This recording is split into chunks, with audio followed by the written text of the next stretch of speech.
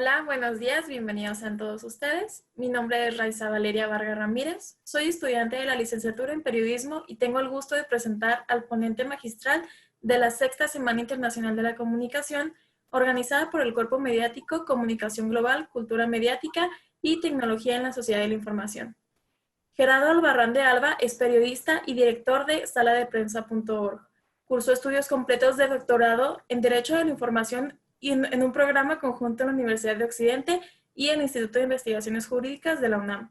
Ha publicado más de una veintena de artículos académicos, capítulos y prólogos a nivel internacional. Es Premio PEN, Club México 2018 en la excelencia periodística y actualmente es defensor de la audiencia del Sistema Universitario de Radio, Televisión y Cinematografía de la Universidad de Guadalajara. De manera simultánea es defensor de la audiencia del Ibero 90.9, la radio de la Universidad Iberoamericana en la Ciudad de México. También es presidente del Consejo Consultivo de Mecanismo de Protección Integral para Personas Defensoras de Derechos Humanos y Periodistas de la Ciudad de México.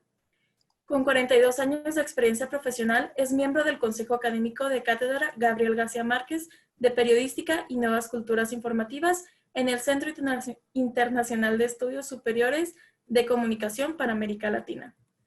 Ha sido miembro del Consejo Directivo de la Organización Interamericana de Defensoras y Defensores de las Audiencias, de la cual es fundador. Es el creador y ha sido el primer defensor de la audiencia en medio electrónico comercial en México.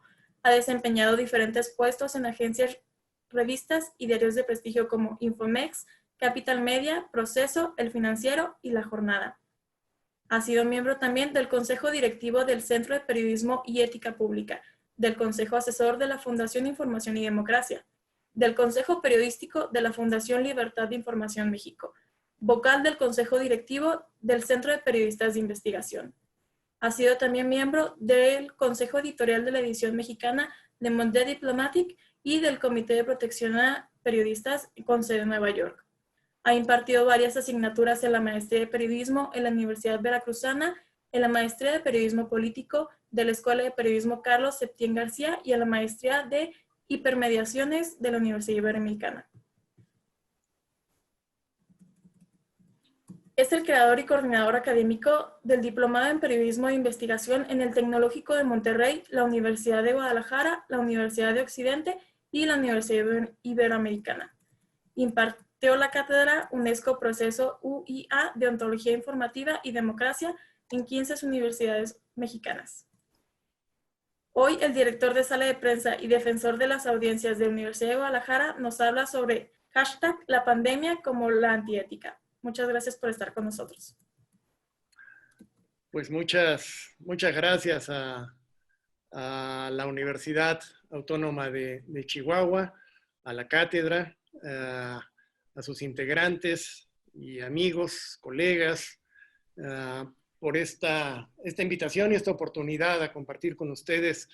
No me gusta a mí llamarlo conferencias magistrales, más bien es compartir con ustedes mis propias inquietudes y reflexiones en torno a mi profesión, a mi actividad y cómo afecta esta para bien y para mal a la sociedad en general.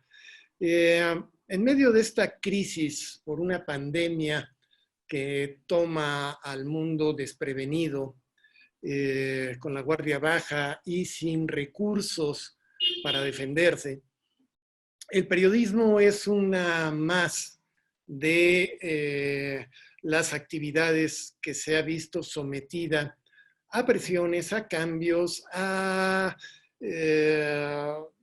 sacudidas empresariales, pero también deontológicas y hasta epistemológicas. Si ha habido un momento en el que resulta pertinente preguntarse qué es el periodismo, para qué sirve, qué sentido tiene que estemos haciendo esto, quienes nos dedicamos profesionalmente a ejercerlo, es ahora. Ahora que además hemos perdido el monopolio del discurso informativo que durante todo el siglo XX y todavía un buen cacho del XXI monopolizamos desde los medios tradicionales. Ahora, con la socialización de Internet y el surgimiento de las redes sociales y de todas las herramientas que permiten una comunicación horizontal masiva, hay una disputa por el discurso, por la narrativa y hasta por la agenda pública.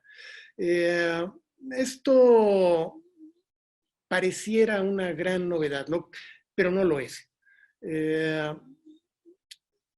La discusión entre la gente, el compartir datos, información, percepciones, ideas, ha ocurrido siempre. Internet es hoy no otra cosa que la plaza pública. Lo que podemos ver en nuestro WhatsApp es lo que ocurría hace 20 o 30 años. Los que tengan la edad suficiente para eso lo recordarán. Ocurría hace 20 o 30 años en el café, cuando nos juntábamos ahí en la tarde, ¿sí? O en la mañana después de leer el periódico, llegaban los cuates y empezábamos a compartir la nota que habíamos leído, el dato que nos habían pasado, lo que sabíamos, lo que pensábamos, lo que opinábamos, y se hacía ahí la tertulia. Pues eso ocurre ahora en nuestras listas en WhatsApp. Lo que tenemos en nuestro timeline en Twitter y lo que tenemos en Facebook no es otra cosa que una extensión de nuestras propias relaciones personales, de nuestros intereses particulares y hasta de nuestra propia visión del mundo, nuestra propia visión de las cosas.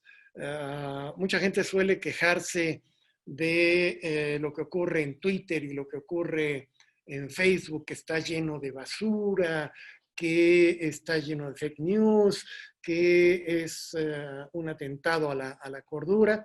Yo nada más suelo recordar a toda esa gente que Twitter, Facebook, es una construcción personal y cada quien tiene las redes sociales que se merece, porque no hay nada en tu timeline en Facebook a lo que tú no le hayas dado acceso e incluso lo hayas solicitado.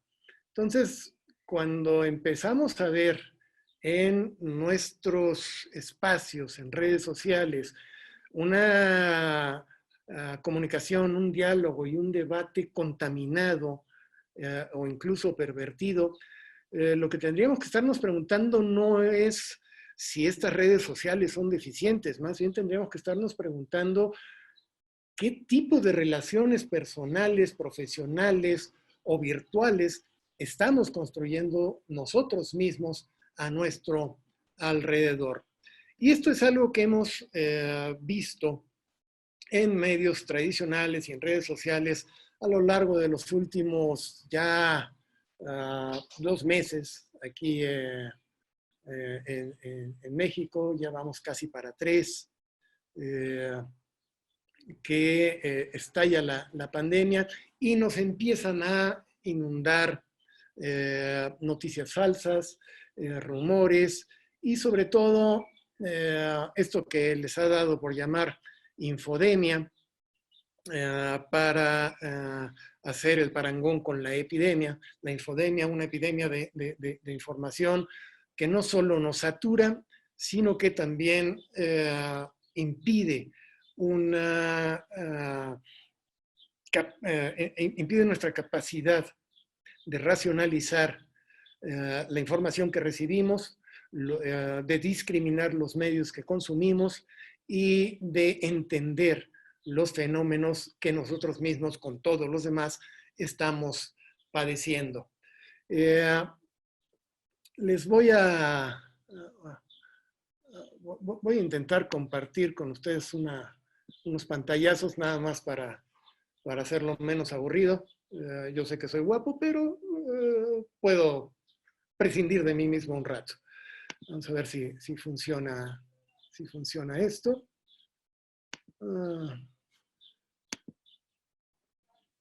Ahí está, mira.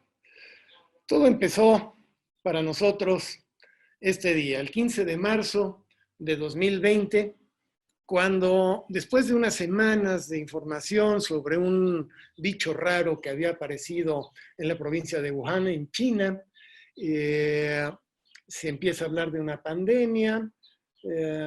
Pocos días antes de esta fecha, la propia Organización Mundial de la Salud ya la había declarado como tal, o andaba por ahí todavía.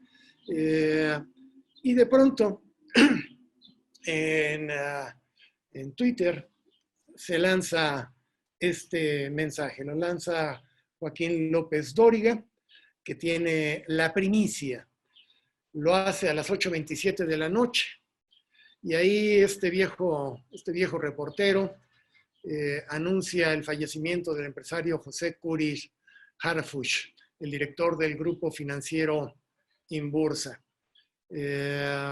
Contaba cómo había regresado de una excursión de esquí en Vail, a donde van algunos de los ricos de este país, independientemente de que sepan o no esquiar, pero les gusta darse una vuelta por ahí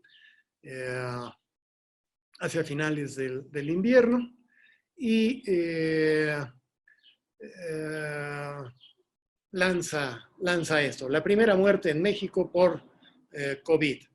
Esto resultó falso. Y como anticipándose él mismo a lo que horas después fue expuesto en efecto como una noticia falsa, conjugó esta exclusiva en Twitter con el modo condicional simple de indicativo. La gramática no es gratuita. El modo condicional simple y de indicativo sería la primera muerte en México por el COVID-19. Esa fue la manera de cubrirse las espaldas. Como sea, la propia plataforma en Twitter exhibió las ansias de López Dóriga por ganar esta nota. Si se fijan en la parte de abajo del tweet, López Dóriga lanza este tweet desde su iPhone. No lo hace desde su laptop, no lo hace desde una computadora de escritorio, desde la cual podría haber estado trabajando y contrastando y verificando. Le llega el pitazo y como va en su propio iPhone, lo lanza sin la menor reflexión. Después de esto, cundió el borrego, como le llamamos en periodismo. López Dóriga no fue el único que sacó esta noticia falsa. Igual cayeron otros columnistas como Raimundo Rivapalacio, como Julio Hernández López, como Daniel Moreno y hasta tipos como Carlos Loret de Mola y muchos impresentables de ayer y siempre, y más de 3 impostores que pululan hoy en día haciéndose pasar por periodistas. Este borrego incluyó a medios especializados, como El Financiero y Expansión. El personaje es un personaje del mundo financiero, y en portales como la Silla Rota. También se sumaron a esta versión el vocal de México Unido contra la Delincuencia, que incluso dijo tener muchas personas, hermanos y sobrinos de Curi, de José Curi, que le dijeron, según él, que sí murió y que lo mandaron callar de presidencia. Hagan ustedes el favor. Y luego dicen, no sé, pero si es cierto, es muy grave. Vale la pena investigar más a fondo. Pero por pronto, manda el tweet con absoluta ligereza y no tengo el pantallazo, pero si no verían que además de la absoluta ligereza, verían su pobre ortografía. A partir de ahí, lo que vivimos durante varias semanas y lo seguimos padeciendo hoy es una forma muy grave, diría yo, de fake news. Y esto nos afecta a todos, como les decía. Después de esto se da el caso de Diario de Juárez. Ay, perdón, no es esto. Es esta. El caso de Diario de Juárez. Ustedes lo habrán visto casi de primera mano. Diario de Juárez y también el Diario de Chihuahua, si estoy bien informado. Los dos periódicos que son parte de la misma empresa publicaron al mismo tiempo esta primera plana, esta nota principal, asegurando que existían muertes por COVID en Chihuahua. Eso a mí me pareció muy, muy grave, porque la mentira fue absolutamente evidente. Y cuando un medio miente, no solo traiciona a su audiencia, sino que atenta contra el resto de la sociedad. Eso es lo que hicieron estos periódicos. Publicaron fotos de un suceso ocurrido en Ecuador como si se tratara de un hospital del Seguro Social en Ciudad Juárez. Esto es reprobable por ser una flagrante deficiencia profesional. Es para mi profesión y para mí como periodista, es vergonzante, denigra a la profesión y afecta a la propia industria periodística. Cuando leo yo esto y reviso lo que hicieron, solo encuentro dos causas probables que explicaran esta primera plana que yo creo que ya debería estarse estudiando en las carreras de periodismo como ejemplos de una falla ética tremenda. La primera razón que yo encuentro es una absoluta falta de profesionalismo que los llevó a incumplir con una elemental obligación ética de investigar a profundidad la veracidad de los documentos que les entregaron, como una filtración.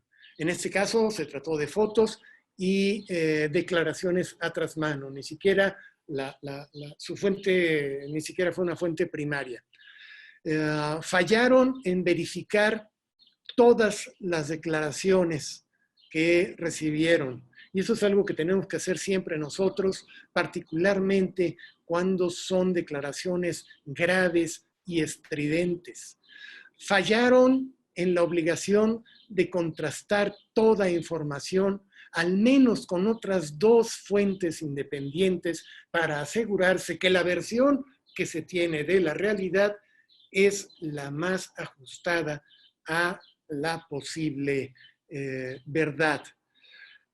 Cualquier periodista o cualquier medio que obvia o ignora estos procedimientos no puede considerarse un periodismo profesional. Y el medio que lo valida, publicándolo, se ubica a sí mismo en la categoría de libelo. Este primer escenario, esta primera posible explicación a lo que ocurrió, no sé realmente lo que pasó, pero este es un probable escenario, corresponde estrictamente al plano deontológico. Pero hay otro que es el jurídico. Recordemos antes que la ética periodística es el conjunto de valores y normas que nos guían a periodistas y medios para tratar de hacer siempre lo correcto. Más aún, es la clara manifestación de una ambición profesional por la excelencia. La decisión editorial del Diario de Juárez y del Diario de Chihuahua se ubica en el extremo opuesto, se ubica en la ruindad.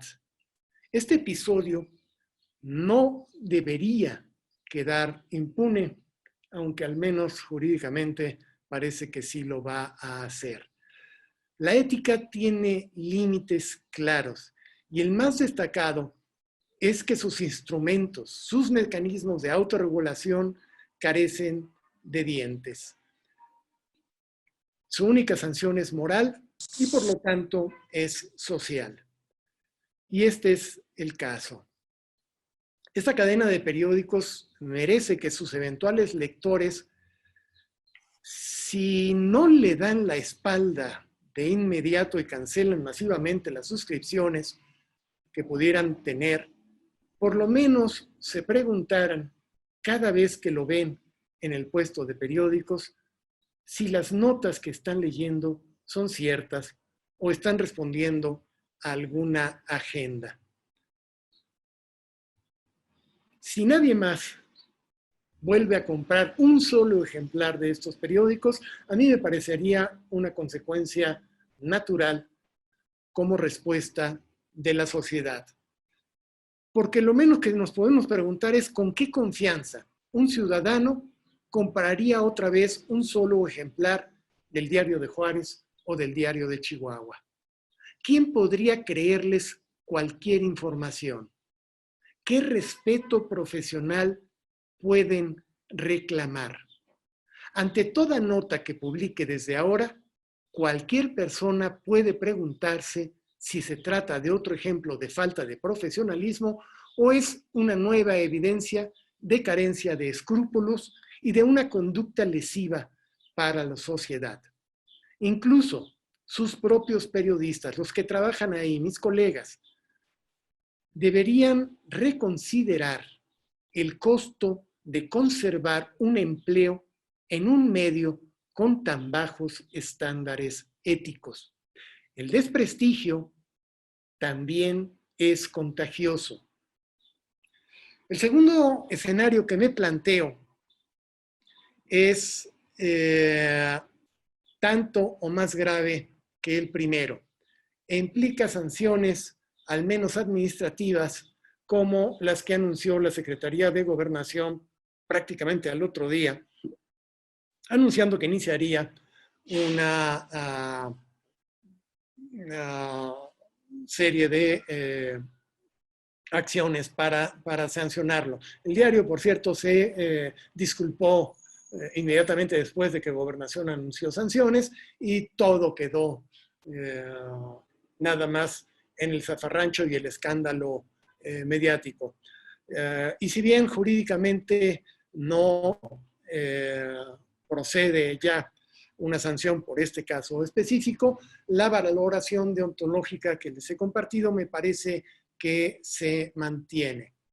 Pero más allá de las consecuencias legales que pueda tener para la empresa editora del Diario de Juárez y del Diario de Chihuahua, la probable intención de dañar dolosamente a instituciones gubernamentales es una de las mayores distorsiones del papel de la prensa en una democracia. Es la perversión de la libertad de prensa utilizada como arma para la calumnia y la difamación. Es la prostitución de la libertad de expresión. Es la desnaturalización del periodismo. Es el sicariato de la información. Esto es una peligrosa exhibición de mezquindad ideológica. Es una inmoralidad política. Cualquier periodista profesional en Chihuahua, en México y en el resto del mundo no podrá volver a ver al Diario de Juárez y al Diario de Chihuahua como periódicos que contribuyan al equilibrio democrático desde el escrutinio social, sino como aviesos actores políticos que pretenden la desestabilización y que se configuran como pro-golpistas. Por lo menos se arriesgan a ser tratados como tales. Comparen ustedes lo que hicieron desde estos periódicos con todo lo que se hizo en la prensa en Venezuela durante el gobierno de Hugo Chávez, justo antes del primer golpe de Estado que pretenden darle, que fracasa inmediatamente. La prensa, y esto hay que decirlo, la prensa, el periodismo y los periodistas hacemos política, sí. Pero hacemos política pensando en función de los ciudadanos. Hacemos política en función de la construcción de ciudadanía para que sea la ciudadanía a través de los instrumentos democráticos que existen, quienes puedan realmente llamar a cuentas al poder y ejercer su derecho a cambiar de gobierno cuando lo considere pertinente, como lo consagran las propias constituciones. Los periódicos, los noticieros, los medios en general, no podemos convertirnos en instrumentos de grupo o de facciones para socavar a gobiernos de un signo o del otro, simplemente porque no nos gustan o porque son contrarios a los intereses extraperiodísticos de los dueños de los propios medios. Esto es lo que alimentó otro tipo de situaciones que se vivieron. Una semana después de este caso con estos periódicos en Chihuahua, se da el caso de Javier Alatorre lanzándose contra Hugo López Gatell. Ustedes lo recuerdan perfectamente lo que ocurrió. Aquí, en este caso, vemos cómo los medios de comunicación que ejercen el poder simbólico para imponer agendas, temas, encuadres, que favorezcan a los intereses económicos y políticos de los dueños de los propios médicos, de los propios medios, son utilizados justo para socavar a una administración, pero lo hacen de una manera terrible. A mí cuando esto ocurrió no daba crédito. Cuando yo pensaba que ya lo habíamos visto todo en materia de desinformación después de lo que hacen estos periódicos en Chihuahua, Ricardo Salinas Pliego, el dueño de TV Azteca, nos recuerda que la prensa en México ha sido y es todavía instrumento de los intereses extraperiodísticos de los dueños de los medios. Si las mentiras que de por sí se ven en los periódicos, un día sí y otro también, si eso lo podemos considerar una perversión, lo que hizo Televisión Azteca a través de su conductora estrella fue una franca vileza. No creo que haya otra manera de llamarlo. Javier Alatorre, ustedes recuerdan, leyó en el teleprompter la consigna que le dieron. Una consigna con todas las inflexiones de voz necesarias para subrayar el efecto deseado por su patrón. Aquí Alatorre simple y sencillamente llamó a no hacer caso a las indicaciones del subsecretario de Salud, llamándonos a cuidarnos frente a esta pandemia.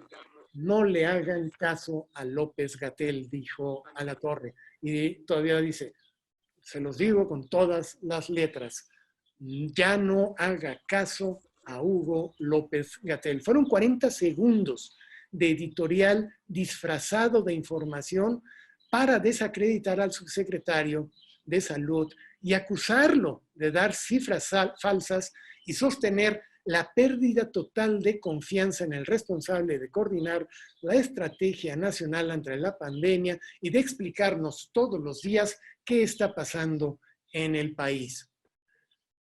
Fueron 2 minutos, después de estos 40 segundos de editorial, fueron 2 minutos y 24 segundos de una nota sin contrastes que le dio voz a uno de los gobernadores más desacreditados del país, Jaime Bonilla, de Baja California, para rechazar las estadísticas de muerte y de movilidad en su estado sin aportar él mismo un solo dato duro.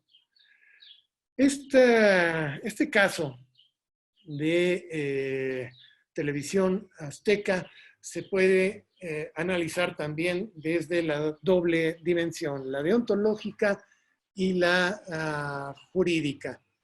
En el caso del Diario de Juárez y del Diario de Chihuahua, dije que lo que hicieron fue mentir. Lo que hizo TV Azteca linda ya en la sedición. Y los invito a que busquen sedición en cualquier diccionario jurídico. Creo que casi nada puede ser más irresponsable en este momento que llamar a la población al desacato a las normas acordadas por el Consejo de Salubridad General. Normas de las que nos enteramos, por cierto, a través de López-Gatell. Esto no solo puede identificarse con conductas tipificadas en el Código Federal de Procedimientos Penales, sino que además está en varias disposiciones en el ámbito de las telecomunicaciones y es deontológicamente indefensible. Es indefendible el ejercicio abusivo y lesivo de la libertad de expresión cuando se llega al extremo de poner en riesgo la vida de millones de personas. Esto también hay que decirlo con todas sus letras. Esto es criminal. A diferencia del presidente, que creo que hace bien en su discurso a decir que nada de censura, que libertad de expresión a costa de lo que sea,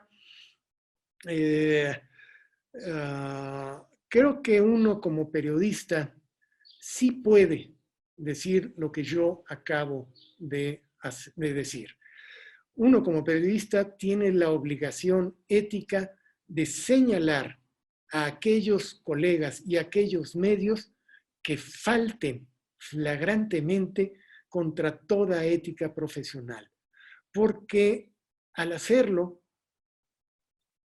desacreditan el trabajo de todos los periodistas. En el momento en el que justo un presidente como López Obrador, un día sí y el otro también, se lanza contra los medios y contra los periodistas, muchas veces con razón, pues lo que hace gente como Alatorre y como TV Azteca es justificar esas posiciones y justificar también a las focas aplaudidoras de López Obrador que le dan la razón en este tema al hablar de prensas fifí, de prensas conservadoras y de prensas vendidas. Prensas que, por cierto, sí existen. El problema de López Obrador es la generalización. Creo que lo que hace además López Obrador al después justificar a Alatorre es desacreditarse él mismo y todavía polarizar más un debate que sí debería de estarse dando en torno al papel de los medios. Esta inmoralidad de Ricardo Salinas Pliegos y la carencia de escrúpulos de Javier Alatorre creo que cobran una dimensión todavía más alarmante ante la inmediata exculpación que hizo López Obrador, que lo consideró, hombre, una simple equivocación de su amigo Javier Alatorre. Yo creo que López Obrador no debería de olvidar o debería de irse enterando de una vez que la libertad de expresión tiene límites y que es intolerable que alguien ponga en riesgo a la ciudadanía, particularmente cuando se trata de los amigos del presidente.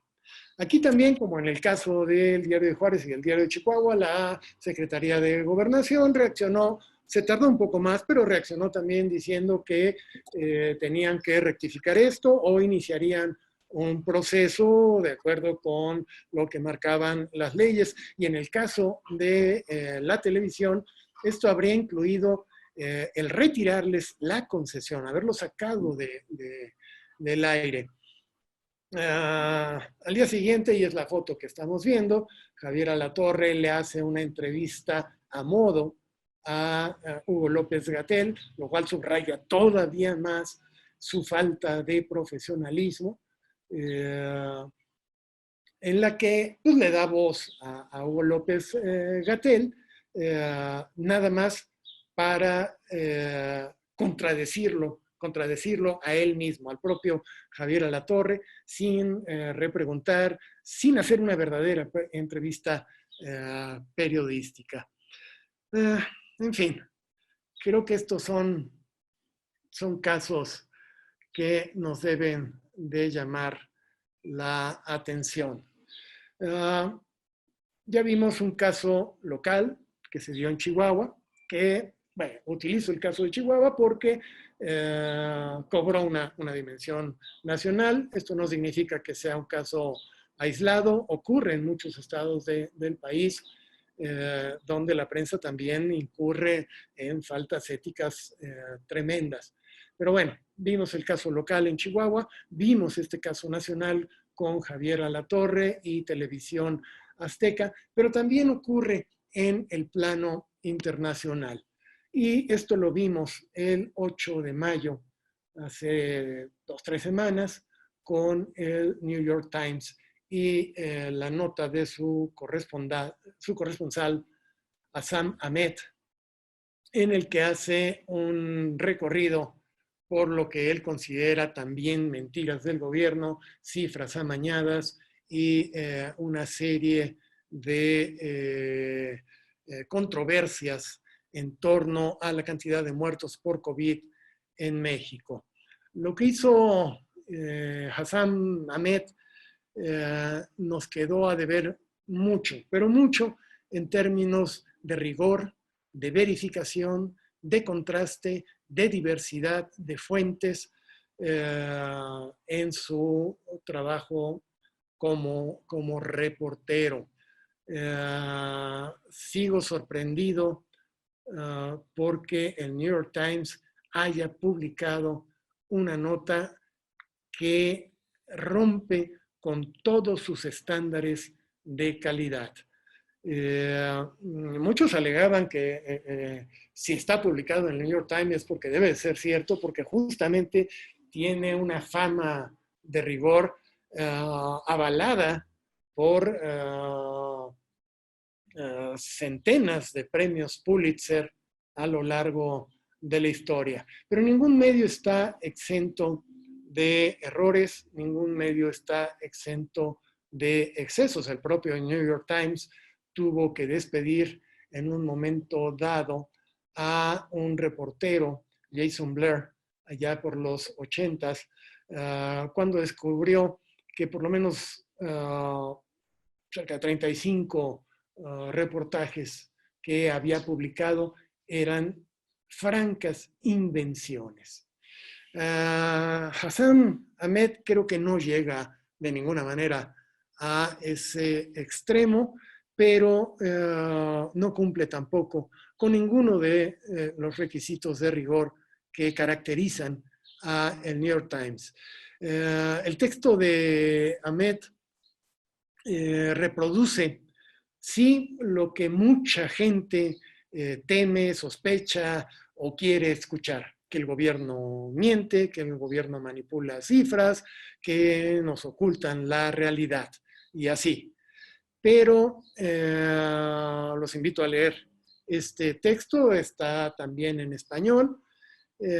Realmente no resiste el menor análisis. Esta nota no aporta información incontrovertible que revele corrupción, negligencia o irregularidades. No analiza ninguna cadena de mando ni procedimientos involucrados. Solo reporta anatemas y suspicacias de los críticos de este gobierno, induciendo así las conclusiones del lector desde sus propias filias y fobias. A la nota del New York Times le falta reporteo de primera mano, es decir, no fueron a los hospitales del país, hospitales aquí en la Ciudad de México, en Chihuahua, en Tijuana, en Guadalajara, en Sinaloa. No contrastan lo que dicen sus fuentes con lo que ocurre en la realidad. No da cuenta de testimonios diversos de médicos, de pacientes, de familiares. No registra ni averigua ni corrobora si es verdad que los hospitales son quienes llenan las cifras de muertos con las que el gobierno presenta y actualiza sus cifras. Vaya, no nos revela cómo funciona este sistema y dónde es que se atora el proceso y en qué parte del proceso está el supuesto maquillaje de cifras en específico que da por hecho Ahmed en su reportaje. La nota del New York Times, más allá de alimentar la suspicacia y la polarización y de corroborar las filias y las fobias de la gente, nos deja en las mismas y sin resolver la incógnita. Si se asoman al New York Times, también podrán ver el resto de las notas de Hassan Ahmed. Simplemente basta con dar clic en la parte de su nombre y los manda a esta sección donde pueden ver el resto de su trabajo, que regularmente se sostiene y es un periodista que por supuesto puede llamarse serio. Lo que nos llama la atención, o lo que debería de llamar la atención, al menos a mí me hace llamar la atención, es que en el caso de estos diarios en Chihuahua y en el caso de Ahmed, algo en lo que podemos pensar es qué tan frágil puede ser la credibilidad de un medio y de un periodista. Cómo aquello que podemos tardarnos años, una vida a veces, en construir, que es nuestra credibilidad, nuestro buen nombre, se puede ir por el caño en un solo texto, en una sola decisión editorial, en un solo encabezado. Paradójicamente, esto del New York Times se publicó el 8 de mayo, 4 días después, el 12 de mayo, el New York Times publicó este comercial en video. Espero que se pueda ver.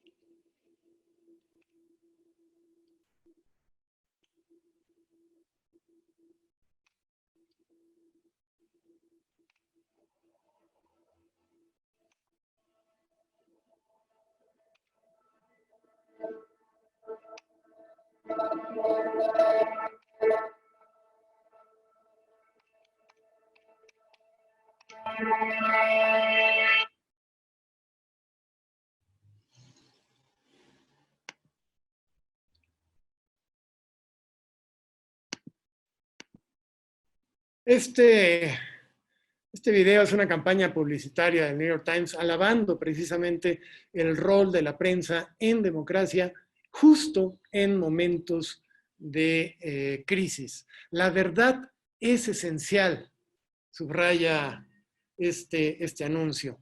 Y es un gran comercial, porque eso es cierto. La verdad es esencial justo en momentos de crisis. Pero esto choca con el trabajo de su corresponsal en México. Recordemos que en periodismo no es posible siquiera acercarse a la verdad sin reporteo, sin un reporteo exhaustivo, sin rigor, sin contrastación, sin verificación, sin equilibrio y sin honestidad intelectual. El autoengaño no es ético. Y así hemos seguido. Les presento un último caso, no solo porque fue muy conocido, sino porque vale mucho la pena también recordarlo. ¿Se me fue? ¿Dónde quedó? Bueno, en fin. Es...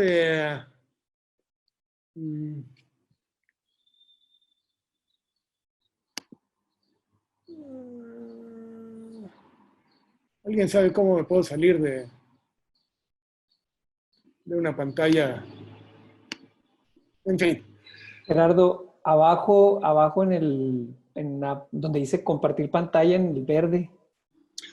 Es que cuando hice esto de compartir pantalla me desapareció el Pero mueves el ratón y lo pone por ahí arriba, ¿no? Un cintillo negro abajo. No. En fin, bueno. ¿Se acuerdan hace unos días también lo que ocurrió en una de las conferencias de prensa? Ay, gracias. de Hugo López Gatell, cuando el Sol de México mandó a una reportera, Sarita, a hacerle una pregunta.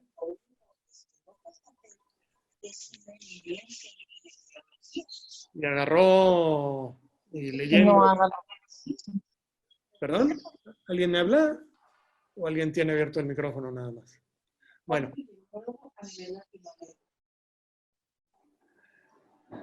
Ya está. Ok.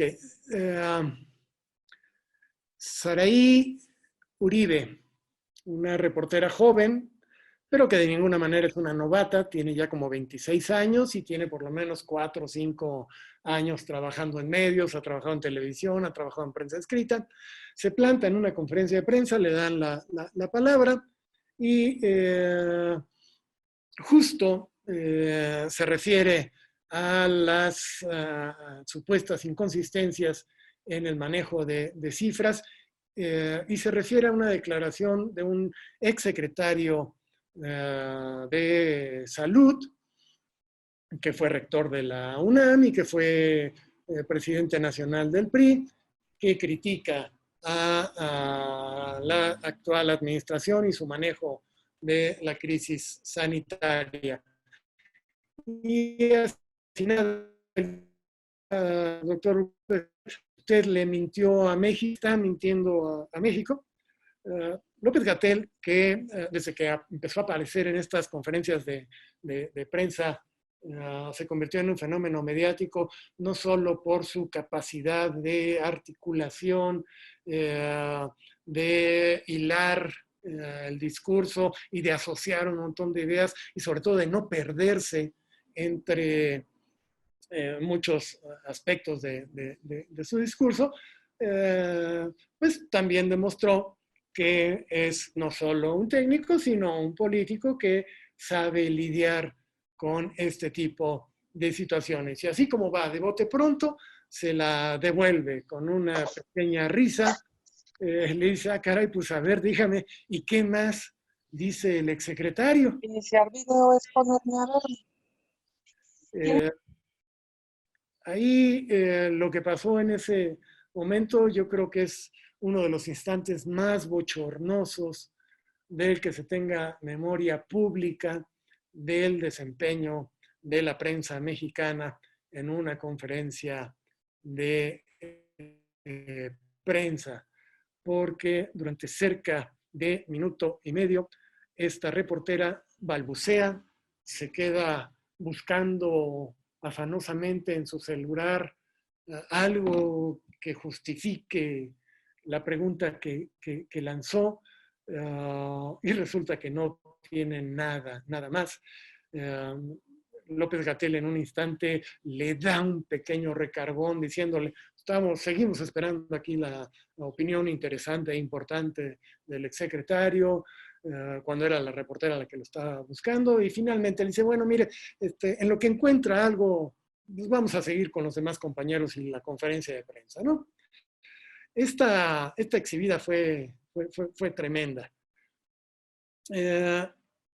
Y esto va sobre todo para los estudiantes de periodismo que estén todavía soportándome en esta charla. Uno, por más novato que pueda resultar, uno no puede plantarse en una conferencia de prensa y levantar la mano para preguntar si antes no está debidamente preparado para ello. La imagen que nos da esta reportera corresponde no a la de una mera novata, sino que corresponde a la de una gatillera que dispara solo porque cumple órdenes sin preguntarse ni importarle por qué. Y como Saraí fracasó en su misión, que no era informar, el Sol de México mandó al día siguiente a otra reportera mucho más curtida en este tipo de encargos, es decir, madrear, pero le fue peor.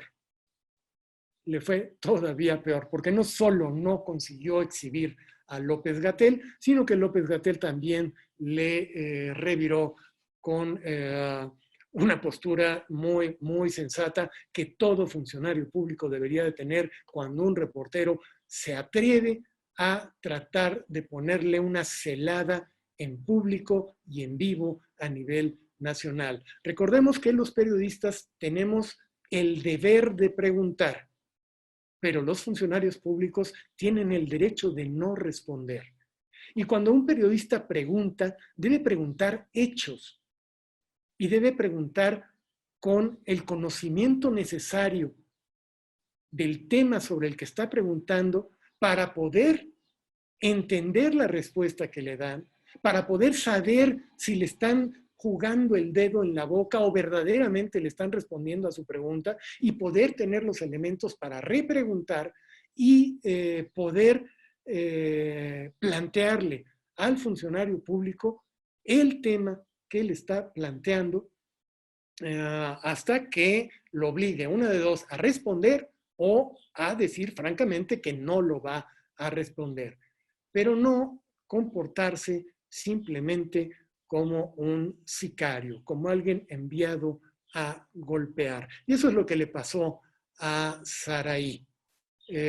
Mucha gente después del escarnio, porque se convirtió en una burla pública nacional, incluso su propio periódico, El Sol de México, si se asoman, se burló de su reportera en un encabezado en su sitio web. Todo el mundo, bueno, hubo gente que dijo, oiga, no es para tanto, está bien que la critiquen, pero hay que respetar a Saraí como se debe respetar a todas personas, no es necesario tanta hazaña. Sí, tenemos que respetar, por supuesto, a cualquier persona, pero tenemos que recordar también que el buen nombre y el respeto entre periodistas se gana con profesionalismo, del que son requeridos dignidad y congruencia, entre otros valores. La suma de todos ellos se llama precisamente ética periodística. El error tal vez en haberse cebado tanto en esta reportera es que todo se centró en la figura de ella, de alguien que no tenía la capacidad ni para reportear, ni mucho menos para ser contratada como gatillera. El problema es que al individualizar el escarnio en torno a Saraí, se invisibiliza un mal de la industria periodística nacional. Lincharon de una manera horrible a Saraí, pero quienes le dieron la orden, quienes la mandaron a eso, siguen ocultos detrás de toda la estructura de su medio, muy a gusto y a salvo de la vista del público. Eso es lo que también tendríamos que estar discutiendo y eso es algo que también se debe de reflexionar en las aulas universitarias cuando se estudia en periodismo. Por eso creo que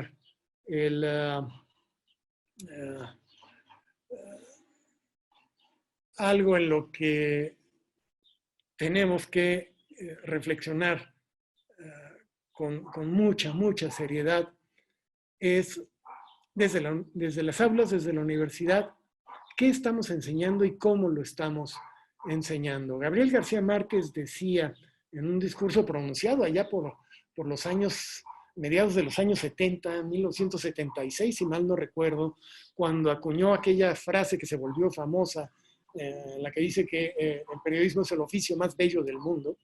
Ahí en ese discurso, García Márquez se quejó de que en las universidades se enseña un montón de cosas útiles para el oficio periodístico, pero casi no se enseña nada del oficio periodístico. De 1976 a la fecha, estamos hablando de más de 4 décadas y media, el periodismo ha cambiado demasiado y hay muchas cosas nuevas en las que hay que pensar. Lo que no ha cambiado es nuestro papel en sociedad. No sé si recuerdan el pasado 30 de abril, si lo vieron, la conferencia de prensa que dio Hugo López-Gatell, en la que no le dio la palabra a ningún reportero, sino que pasaron pequeños videos de niños. El 30 de abril fue el Día del Niño, y abrieron a un concurso para que los niños hicieran preguntas, mandaran preguntas, y se las pusieron a López-Gatell. Fue una experiencia muy, muy interesante, sobre todo teniendo tan fresco el oso tremendo que hizo la reportera del Sol de México. Yo estaba escuchando las preguntas de las niñas y los niños al subsecretario López-Gatell. Fueron cuestionamientos claros, precisos, lógicos. Niños entre 7 y 12 años. Me hicieron sentir pena ajena por muchos colegas que todos los días en esa conferencia de prensa exhiben su incapacidad para hilar 3 oraciones coherentes y hacer alguna pregunta pertinente.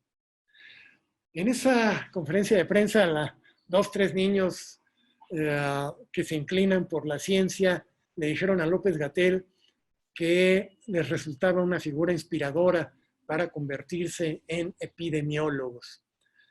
Yo pensaba hacia mis adentros, ojalá y haya también ahí algún niño que esté pensando o interesándose en ser periodista. Ya nos hacen falta. Y pues ya para terminar, todos estos episodios lo que ilustran es una cultura de impunidad moral que históricamente ha caracterizado a los medios mexicanos. Muchos medios se equivocan demasiado y hacen como si no pasara nada. Y siguen solo para volverse a equivocar sin remordimientos. Alguna excusa de vez en cuando, algún reparto de responsabilidades que los exculpen y siempre que se pueda, algún pretexto cínico las más de las veces. Conductas como estas son graves a nivel profesional en cualquier actividad, en cualquier profesión, pero cuando están poniendo en riesgo la salud y la vida de la población, es incluso un crimen. Los medios y los periodistas también, como actores públicos que somos, estamos llamados a rendir cuentas frente a la sociedad. Y digo la sociedad, no solo nuestros lectores, nuestros radioescuchas y nuestros televidentes, la sociedad en general. La crisis del COVID nos está desnudando, como cualquier otra crisis, como cualquier catástrofe, como cualquier convulsión política y social. Todos estos fenómenos ponen a prueba a los estados y a sus instituciones. Y una de ellas, una institución fundamental donde se presume que hay un régimen democrático, es precisamente la prensa. Sin importar el tipo de plataforma, impresa, electrónica o digital, los medios tenemos un rol vital en este momento. Un rol vital justo cuando todo va mal. Es entonces cuando el tamiz periodístico de la información es más necesario que nunca. Porque, díganme ustedes, si no es a través de los periodistas, ¿cómo se espera que la sociedad entera comprenda los fenómenos que encara y tome las mejores decisiones informadas? Les juro que no es a través del WhatsApp de mi tía Chonita. Las redes sociales, si bien están cumpliendo un papel fundamental en nuevas formas de comunicación, carecen de los contrapesos éticos que las hagan confiables. Y eso es algo que sí tienen los medios. Esos medios tradicionales tan denestados tienen esos contrapesos éticos que los hacen sujetos justo de rendición de cuentas. En fin, ya no los aburro más. Simplemente les comento que errar es de humanos, pero corregir es de periodistas. Por eso la conducta ética que nos rige es muy simple. Toda información tiene que ser contrastada y verificada y debemos guiarnos por la responsabilidad social. No es solo una cuestión meramente deontológica, es una necesidad moral del periodismo y de la sociedad. Esta crisis del coronavirus nos pone a prueba a todos. El gobierno, a los sistemas de salud público y privado, a los empresarios, a las organizaciones sociales, al sistema político y también a nosotros, a los periodistas. Esta emergencia sanitaria está desnudando a la peor prensa, a la más irresponsable y a la antiética. Y también a los mercenarios, a los mezquinos, a los miserables y a los impostores que la usan de pretexto para joder. Ojalá todos los demás estemos a la altura de lo que la sociedad necesita y reclama. Muchas gracias por su paciencia.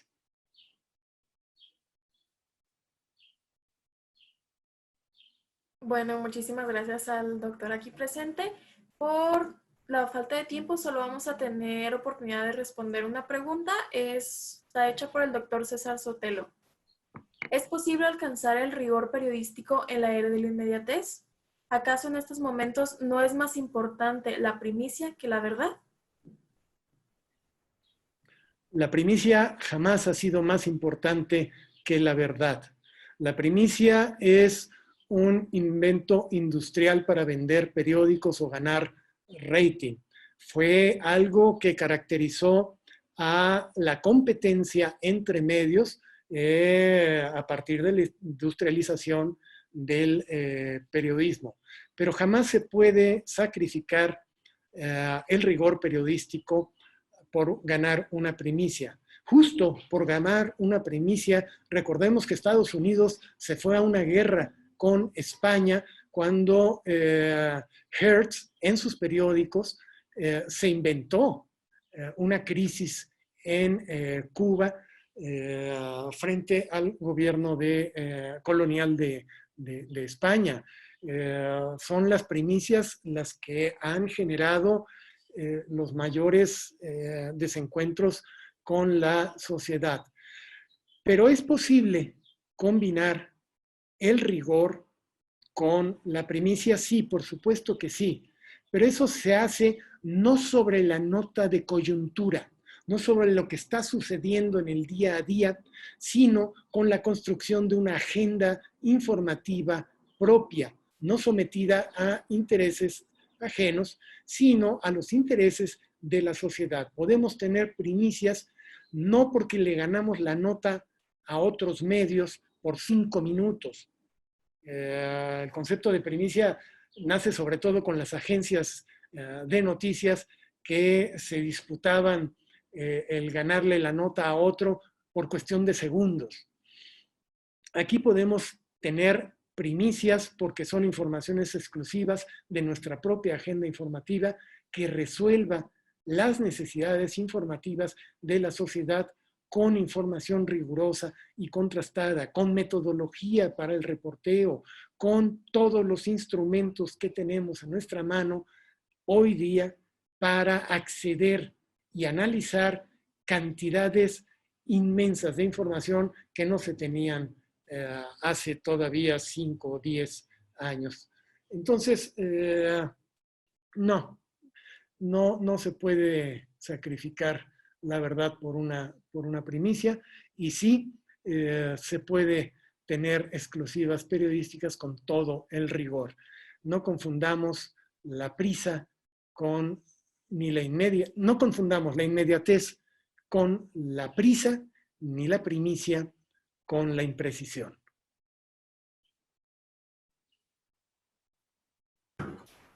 Muy bien, ya no tenemos tiempo para más preguntas, pero en este momento me tomo el momento para entregarle el diploma digital al doctor Gerardo Albarrán de Alba por impartir la conferencia magistral, la hashtag Pandemia como trampa antiética, llevada a cabo dentro de la Sexta Semana Internacional de la Comunicación, el día 21 de mayo del 2020, Chihuahua, Chihuahua, México. Muchísimas gracias. Y les pido un favorzote. Eso me pasa siempre por rollero. Seguramente eran mucho más interesantes sus preguntas que todo el choro que me aventé. Manuel, José Luis, Juan, Javier, si hay manera, incluso Raiza, si me ayudan, probable que hayan puesto algunas preguntas en el chat. Si me las pueden mandar, yo con mucho gusto se las respondo por escrito y se las mando para que se las repartan a quienes las hicieron. El Cuerpo Académico 112, Comunicación Global, Cultura Mediática y Tecnologías en la Sociedad de la Información de la Facultad de Filosofía y Letras de la UACH invita a la Sexta Semana Internacional de la Comunicación, el periodismo en tiempos de coronavirus, los días 19, 20 y 21 de mayo, a través de videoconferencia. Para más información, visita la página oficial de la Facultad de Filosofía y Letras de la UACH, www.ffyl.uach.mx.